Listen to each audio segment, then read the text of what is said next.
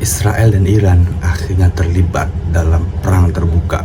Setelah bertahun-tahun perang bayangan dan konflik proksi, dunia menyaksikan konfrontasi langsung yang menggegerkan Timur Tengah dan memicu kekhawatiran global.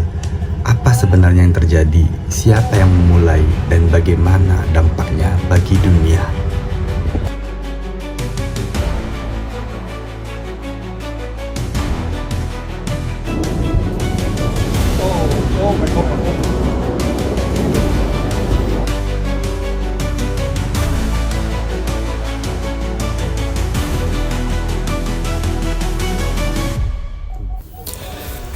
Hubungan antara Israel dan Iran sudah lama diwarnai permusuhan.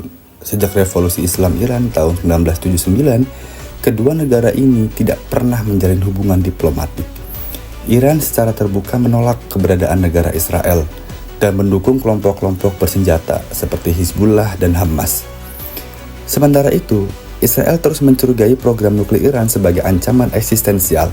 Dalam beberapa dekade terakhir, Israel dituduh melakukan operasi rahasia seperti pembunuhan ilmuwan nuklir Iran, sabotase fasilitas nuklir, dan serangan udara ke milisi Iran di Suriah. Selama ini, konflik berjalan secara tidak langsung, tapi kini perang itu berubah menjadi nyata, terang-terangan, dan mematikan. Pada tanggal 12 Juni 2025, Israel meluncurkan operasi besar-besaran dengan nama Operation Rising Lion. Ini adalah serangan langsung ke beberapa wilayah penting di Iran. Target utama jelas, fasilitas nuklir Iran di Natanz, Esfahan, dan Fordow. Selain itu, Israel juga menyerang pangkalan militer serta menargetkan tokoh penting, termasuk Jenderal Garda Revolusi Iran dan beberapa ilmuwan nuklir.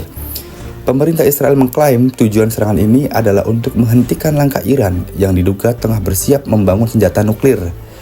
Perdana Menteri Israel, Benjamin Netanyahu, menyatakan, "Kami tidak akan menunggu sampai bom itu jatuh ke kepala kami.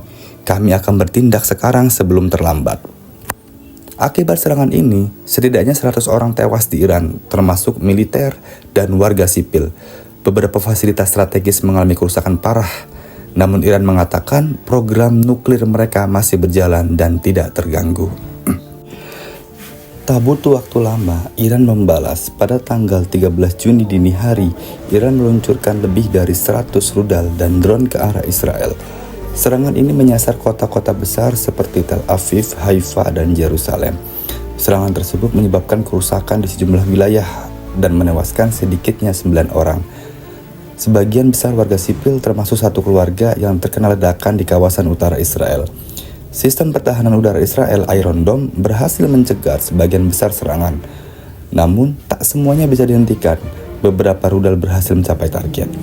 Iran menamai balasan ini sebagai Operasi Janji Sejati dan memperingatkan bahwa serangan berikutnya bisa lebih besar jika Israel terus menyerang.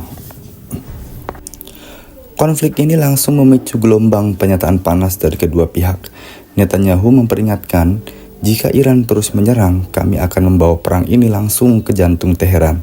Sementara itu, pemimpin tertinggi Iran, Ayatollah Ali Khamenei, menyerukan jihad melawan Israel dan menuduh negara barat, terutama Amerika Serikat, mendukung agresi Israel. Iran juga menarik diri dari pembicaraan damai terkait program nuklir yang sebelumnya direncanakan akan digelar di Oman. Ketegangan ini tidak hanya mempengaruhi kawasan Timur Tengah, tapi juga dunia. Harga minyak melonjak tajam hingga 9%, karena kekhawatiran Iran akan menutup Selat Hormuz, jalur utama pengiriman minyak dunia. Pasar saham global terguncang, harga emas naik tajam, dan investor mencari aset aman.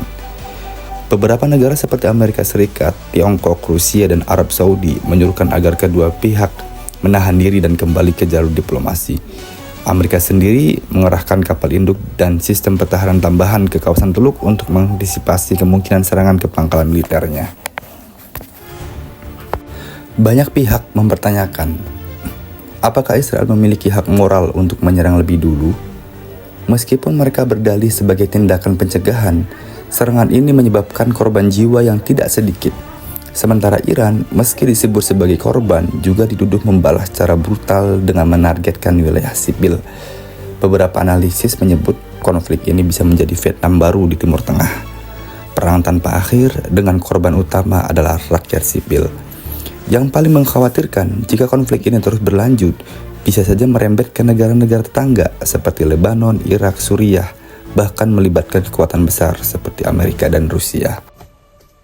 Hari ini, Israel dan Iran kembali memperlihatkan pada dunia bahwa kekuatan militer tetap menjadi bahasa utama. Yang satu menyerang demi mencegah, yang lain membalas demi martabat. Tapi di balik semua itu, yang terluka adalah manusia, dan dunia seperti biasa hanya bisa menonton.